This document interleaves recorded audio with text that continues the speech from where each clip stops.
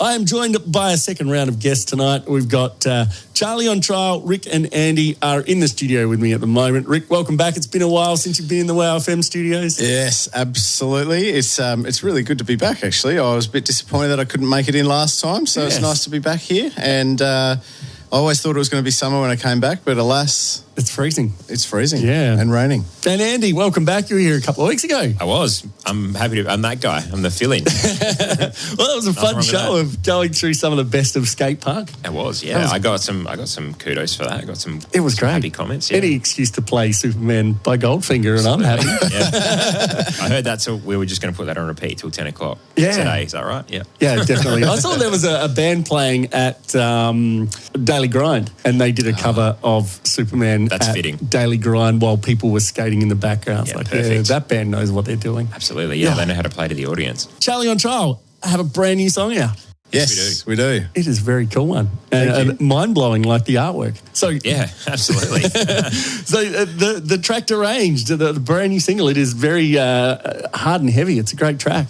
Yeah, it's a bit of a funny one, actually. This one came about probably 2 years ago. I was doing a lot of running at night times. Mm-hmm. It was the only opportunity I got after putting the kids to bed and all that sort of thing. And just randomly, I just started coming up with lyrics while I was running. Yep. You know, running's it's very enjoyable, but can be very monotonous. So whilst running along, I was just coming up with these melodies and vocals and lyrics in my mind. When I got back from my runs, I'd scramble to try and write whatever I was thinking about down. And this was one of the songs. And before we were writing the previous EP, the guy's idea was everyone come up with a song. Mm-hmm. And this was my contribution to it. But I wasn't happy. I was like, we don't need to put this song on there, because I wasn't satisfied that it was actually good enough. So we ended up parking it. And then I reckon it was May this year, I was sitting in a hotel room in Melbourne for my work Christmas show, and Barry sent through this little file stem of this breakdown that he had, and it just blew my mind. Mm-hmm. Like, I was like, okay, this is really cool.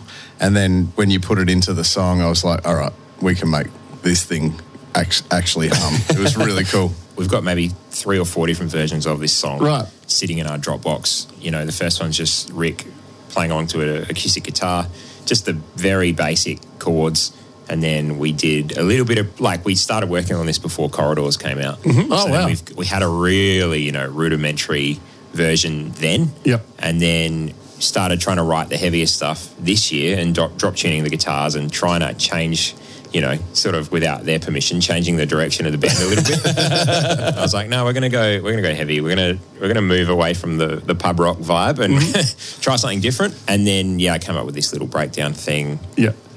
And then we kind of had the idea to reverse engineer it back into that demo. So from the original demo to now, very different. Mm-hmm. So we might even do a little podcast thing where we break that down eventually. Nice. Yeah, pretty happy with it. Yeah. Hopefully a sign of things to come for us. We'll see how we go. There's some great light and shade in it too. It's like a fantastic track that it goes to some really, really cool places. With the lyrics, did you have people checking in on you, Rick, to see if you're okay? No, I haven't so far. Right. It definitely deals with a lot of more dark material. Yeah. But I think in the current day and age, it's far less frowned upon to talk about this sort of stuff. Absolutely. Yeah. And not necessarily that I was ever dealing with any really serious mental health problems or anything like that, but I think it just validates the fact that you can be within this flux of being, happy, sad, light, shade, everything that you can, and why not celebrate it in a song like this? Yeah, it's sounding sensational too. And you hinted on social media that there are some more tracks on the way. There is, yep. There's definitely 2 that We've got 2 at 80%. We just need to finalise recording vocals. Yep. Which shouldn't hopefully be too far away. No, I don't think so. Put that out into the universe, and then hopefully it'll come back. Good things will come. Yeah, we're hoping. Yeah, definitely by the end of within the summer. We kind of want to get this. Got to wait for summer to arrive yet. Yeah, summer hasn't arrived yet. Summer has not arriven yet. I think we might just be skipping summer this year by the looks of it. Yeah, it's been pretty grim. And are you putting everything together DIY? Yeah. Yep. Still doing it all at home, in-house. Yeah. And then we send it away for mastering. Right. Which I find there's a lot of benefit in that for me personally, from being the playing guitar plus writing a fair bit, plus the mixing, it's very easy to get tunnel vision. Yeah. So the guitars are always like super loud, and and like your ears just get super tired. So then if you actually send it away to a professional, it does so much. Like they come back very different.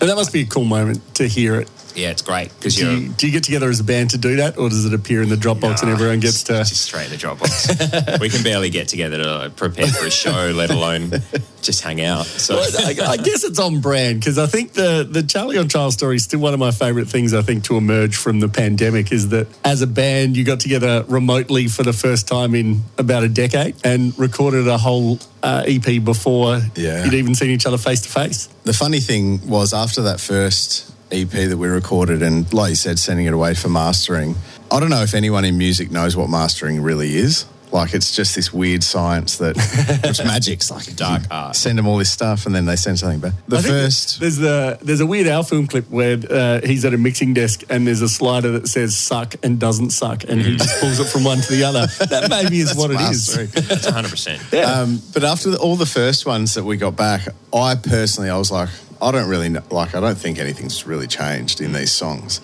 But then, I don't know if you remember, I went for, I don't want to make everything about running. I was down at the beach one day and I accidentally stumbled across in Dropbox of Loss and Loneliness before it was mastered.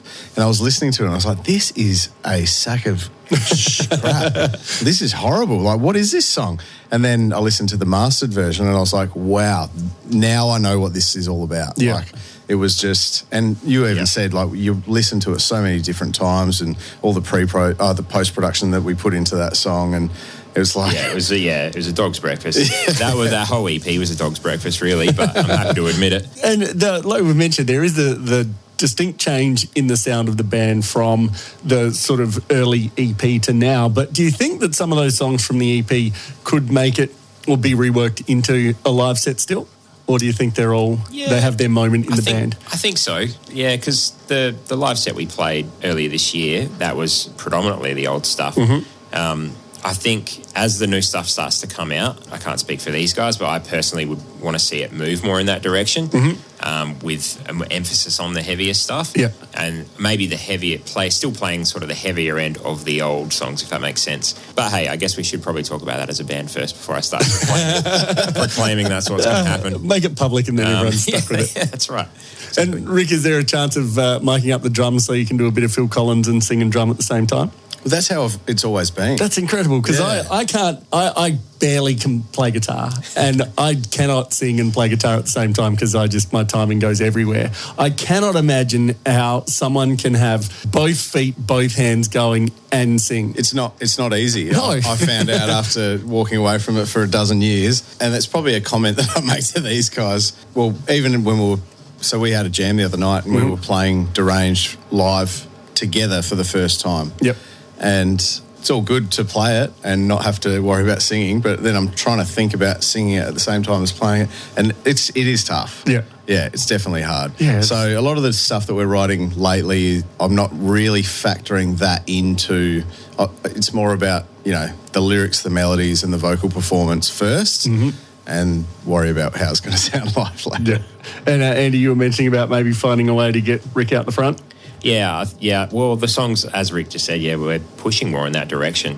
Whereas with the old stuff, even when we were recording it, it was some of the stuff that Rick would normally sing, we took away from him because we're like, well, he's got to play drums. So we were putting that EP together with that in mind, whereas the new stuff is just going to go balls to the wall and figure it out later. Yep. And that's what we're trying to do probably for the next set, is incorporate, the backing tracks and the production and all that sort of wanky stuff. Yep. And trying to really hit the polish. But that might involve Rick standing up the front with a microphone and finding a friend to hit the skins, potentially. I mean, we're just going to have to see how we go. Yeah. Or the Charlie on Trial drum machine. I don't know if we want to go that far. I think the other challenging thing about the writing process is I'm writing all the lyrics. Yep. Predominantly. Like, there's a few little bits here and there. But whenever I'm, running along thinking of lyrics and melodies or just coming up with this stuff, I'm it's hard to try and write lyrics in someone else's voice. Yep. So there was even a part with one of the new songs that we haven't released yet that we were recording some vocals on, and Jared's like, why would I pronounce this word like this when I normally say it like this? And I was like, think about the next line. And he's like, because it wouldn't rhyme with the next line if I said it that way. So yeah, there's all these little things. It's it's pretty nuanced, but I don't know, it's pretty cool. Influences side A. I'm not sure whether I asked you, Andy, when you were on last, if there were any shortlisted tracks that didn't make the... There's a short list of 8, and the other 4 are probably going to be the side B when we get to it. Yeah, there was a lot of back and forth banter on the group chat about what was going to make the cut for the first 4. And there was way more than 8, I can guarantee. The other challenging thing was as well, though, like a lot of the songs that we love from that era that influenced us, there's like crazy high vocals. Yep. Like just, that real emo scene. Joys of emo. Really high. It's like, this is a great song, but we can never replicate it. Yeah. Or do it justice. So. And in trying to pick songs for sort of a cover EP, was there the right of every band member to have a veto of just a song to go, nope, we're not doing that one? Yeah. Didn't you do that to me once? I think there was. I'm pretty sure we when we were trying to figure out an 8th, and I think I put up A Day to Remember as an option as a band, and you're like, there is no way in the world I'm ever going to play A Day to Remember. With Influences side B on the distant horizon? So distant. Yeah, well, like we were around doing vocals for, I think it was it was finishing, I can't remember. We were doing vocals for something around at your place, and I was trying to drive it forward. I was like, all right, why don't we pull up this file and we'll start working on this song. I'm not going to give away any spoilers for what's going to be on there. And we'd sort of laid down some really basic stuff, but then you just started writing new stuff, original stuff. Yeah, it's probably my fault. Yeah, and it was good. So I remember just driving around with these Dropbox files, playing on repeat and writing lyrics. And yeah, I think we've got a couple of other really good songs ready to finish. But I think we'll get onto that other stuff again. Yeah. It's good fun. Yeah, it is good fun. It's in some ways it's a mental break from the original stuff, and it's a kind of like a creative diarrhea. You just like it's pretty much your first take. Just like ends up on the recording software. What would you get us to do if you were going to get us to cover a song, Shannon? No effects, surely. Yeah, well, yeah. Linoleum. Just do the whole Tony Hawk's Pro Skater 2 soundtrack. Front to back. Yeah, so good. There is a band that does that. The Birdman, The Unlikely, whatever, and they just play live doing songs off of the Tony Hawk's soundtrack. Oh, that's so amazing. cool. And I think when they re-released the games on the modern consoles, the actual Activision and Tony Hawk flew them across to America from Melbourne to sick. play the gig. Oh, that's It's amazing. amazing. Yeah. Unbelievable. Yeah. Good. Some of these companies have too much money. You've got to find a corporate sponsor somewhere for Charlie on Trial. Yeah, we definitely want to be in a game soundtrack somewhere. That'd be pretty cool. We're a slave to the corporate dollar. Yeah, let's go. Anyone? Yeah. I will sell my soul. I'll write whatever you want. Let's go. Now, I think every time you come in, I ask, what about a live gig for Charlie on Trial? There was one earlier in the year. Yeah, it was a lot of fun, actually. We figured out pretty quickly that my inbuilt metronome probably started tending towards the faster side of how the songs were originally written. Yeah, it's funny watching the videos. Yeah. A couple of people filmed, I think it was later on in the set, but it's, I don't know, probably 10 BPM faster than what it should be. You just get excited. Everything just turned into a punk song. Yep. Everything got there you go. really fast. Yeah. Well, I was wondering, Heart started beating. from you mentioning, Rick, about riding while you're jogging, does that kind of set the pace of the beats per minute of whatever your heart rate or your pace is on? Oh, that's a really, really good question, actually. Probably it dictates so when you're running, the steps per minute are like, it's your cadence. And I definitely remember with Deranged, it was like, I pray a lot lately. That's like literally how, so probably yes. There we go. Yeah. And then when you're getting worn out, there's a little timing change. It starts to slow down a bit. So are you keen to have another gig as soon as possible, especially with the new music coming out? Yeah, Very. definitely. Yeah, we almost actually hooked one up with Nick from Mosh on Radio Adelaide. Yeah. But Jared's overseas and we couldn't tee up enough of a runway to get ourselves back up to scratch. So we'll hopefully get another one going start of next year. We're still looking maybe like February or something like that. Nice. So as a band that reformed kind of remotely, it sounds as though you're still doing a lot of stuff remotely. Yeah, and I guess like we're all over the city. So I'm in the hills, Blackie's down at the beach, your northeast and Jared's northeast. So you guys are the closest as the crow flies. Yeah. So it's really just about prioritising time and who can make it work. We'll have another gig sooner rather than later. Yeah, I think so, yeah. Everyone's everyone's itching to go. Because we want you to come. Oh, look, I was going to say, these songs, especially the more recent ones, sound like they're meant to be played live and very, very loud. Yeah. It would be great to see in one of our great venues around the city. Yeah. Sounds good. Why not? Hit us up. Yeah. Nice. Yeah, we'll go straight from the casino. Just cold email them. So. Yeah, let's just hit them up. We'll go straight from Lion Arts. Destroy All Lions, if you're listening. I really want to play that session show. Awesome. Let's do it.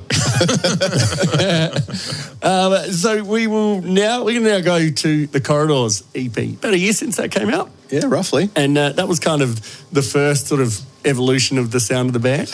I remember hearing it and going, hang on. Is this the same people? Is this Charlie on Trial? And they go, oh, yes, it is. And it's an interesting move, but it's just worked really well, I think, especially with the sound of Deranged as well as the new song. It's kind of fits, and it's a very cool sound. And also, we were mentioning off air, Rick, if you've got a scream like you have, it needs to be on songs like the tracks that you find on Corridors. Oh, thank you. How do you go getting your voice going through maybe recording a song over and over again? Nurofen. Yeah? Yeah, there's been a few. Actually, the Covers EP was the worst when we were recording And the Hero Will Drown. Mm-hmm. We did that and Red Sky in the same day. Oh, and Young Cardinals as well. Yeah, I think so. And they're like heavy screaming tracks. And maybe it points to, the fact that I haven't been doing it a lot in the recent history, but I don't know, maybe technique needs to be worked on a little bit, but I was just absolutely completely fried afterwards. Yeah. But for the stuff that, the original songs and that sort of thing, it's pretty good. What did we do in the first EP? Did all my screaming tracks first, and then I was like, I want to do clean vocals as well. And you're like, oh, yeah, cool, let's do it. Yeah. So we recorded all the cleans after we'd done the heavies. So I don't know, hopefully it holds up. I think the new stuff is there's a lot of the lower pitches and a lot of it's just more variance like in the pitch, yeah. Whereas some of the more like hardcore style screaming is really loud and you can like hear his throat like falling apart. Yeah. Which is, it's almost sounds the best because it is just so guttural and like visceral. Yeah. But sometimes it just build and build. Yeah. It's very cool. Pretty raspy after a few of those sessions though, that's for sure. Yeah. We've played around with it. We've definitely pushed me to the limit. Absolutely. Which is, it's all good. Hopefully it comes out well. Like, I always think it must be a great thing when bands tend to only really now put out singles and EPs, to have an actual album under your belt must be a good feeling. It was nice. Yeah, it was. We've been having this internal turmoil discussion since the start. In the Spotify era of just smashing out singles, and then here's 7 singles, and then going, surprise, it's an album now. Yeah. Doing Opening Statement as one. Yeah. That felt really good because it was 7 songs from the same recording session, all mixed the same. It was like, felt really cohesive. Yeah. And then I think Corridors had almost turned into an album about halfway through the recording process. So it was like, we're just dropping singles and trying to do that Spotify thing. And it worked, I think, but it definitely doesn't, to me personally, it feels less cohesive as a unit. But it's good to hear that you think it feels like it flows well and all that sort of stuff. So that's pleasing to hear, because I was a little bit worried that one was a bit all over the place. Unfortunately, the art of the album is dying in terms of bands having to think about the structure and what's going to be song 2 and what's song 3 and what's the end of side A and what's the start of side B. So for bands to be recording more than just this one song just sits on its own and this one sits on its own and that one sits on its own, I think it's an interesting change in music to not be looking at the songs as one big story, to just look at it as all these little individual episodes. Yeah, I've been, a few of the bands I've been getting into, they do the Spotify thing where half the album comes out as standalone singles in the preceding 12 months. Yeah. And then you listen to the album and you're like, nothing new here. Like, it just feels weird. I don't know. It's not the same as just getting 10 to 12 track album and only hearing 2 singles from it. Yep. It's hard though, isn't it? Because you write all these songs and you believe in them, you love them, and you think they all stand up. Like you remember when we were writing Will You Think of Me? We're like, this is like one of the best slow songs we'll ever write. Yeah.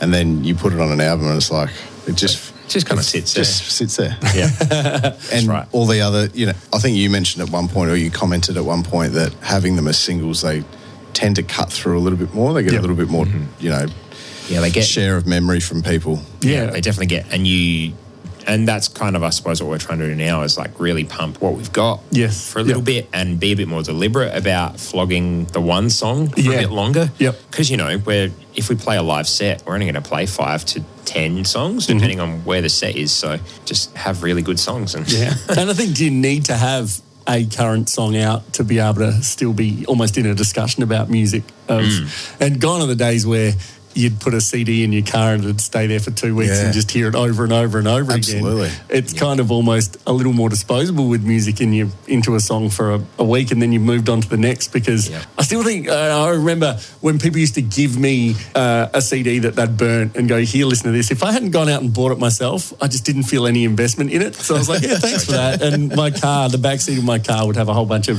burnt CDs that people gave me saying, you should listen to this. You must have been a bad boyfriend then, Shannon. Yeah. All the girlfriends burning mixtapes for you. Like, whatever. Whatever. Don't want to listen to it. I just want to stick to my stuff. As I'm handing them a mixtape, going, but you should listen to this one. Though. You should definitely This is good. listen to it. Took me 4 hours to put together. Yeah. But that's the thing. It must be, I think, still exciting to be able to have those new songs coming out all the time. Like, it must be a good feeling to have that song and actually know for the week it's coming out and people are going to be able to hear it. Yeah. And we're trying to very loosely plot that out, what that looks like for the next few months, and keep some momentum sort of built into the way we, quote unquote, market and release stuff. We'll see how that goes. Yeah. I get so excited, and I always show people the Dropbox versions of everything because I love listening to it come together. And I don't know, it's probably you, then me, and then maybe Jared, and then Blackie once a quarter sends us, like, can you send me a link to the Dropbox? But it's nice as well. Like Rachel, my wife, said to me the other day, she goes, I was listening to that song you put out and it's really great. Like, I was like, you've heard this. I put them on when I'm in the shower and I practice vocals and melodies and rewrite and all that sort of stuff. But yeah, it's pretty hectic. We should go right back to the beginning with Got My Showing. And you mentioned this is not only an older track in terms of Charlie on Trial recently, but this goes right back to the sort of decade ago before the band had COVID gotten together. Yeah, absolutely. So this was the first song that we ever wrote. So back in the very, very first iteration of the band. So guy that I went to university with, Vince, invited me along to a jam, which Jared was a part of, and Dylan, who was the first bass player, and this was the first song we wrote at that jam. Wow. So if it was written now, how different would it be? Oh, God. It would be, there'd be a few synths tucked in there, a bit of that production. It'd probably be lower. It'd still be drop D, but it would be like an octave down, like all the like nu metal bands do now, like super low, and there'd be more screaming. I don't think it would be as fun. It would probably be dark and depressing. I think it's great as it is. Yeah. Nice. Especially this recording of it. It could be a B-side on Influences side B. There you go. Yeah. Cover ourselves. I still enjoy the track Got My Showing. I think it's a good track. No, it's a good song. We're nearly out of the show, so people that are keen to hear the brand new single Deranged, it's on all the streaming services. There's links to it on the Charlie on Trial Instagram, Facebook, all over the place. On the website, hit the old link tree. Excellent. Link in bio, get involved. Now, the YouTube, there's a mix breakdown for it on YouTube. If you're a bit of an audio nerd and you want to go have a look at that, charlieontrial.com.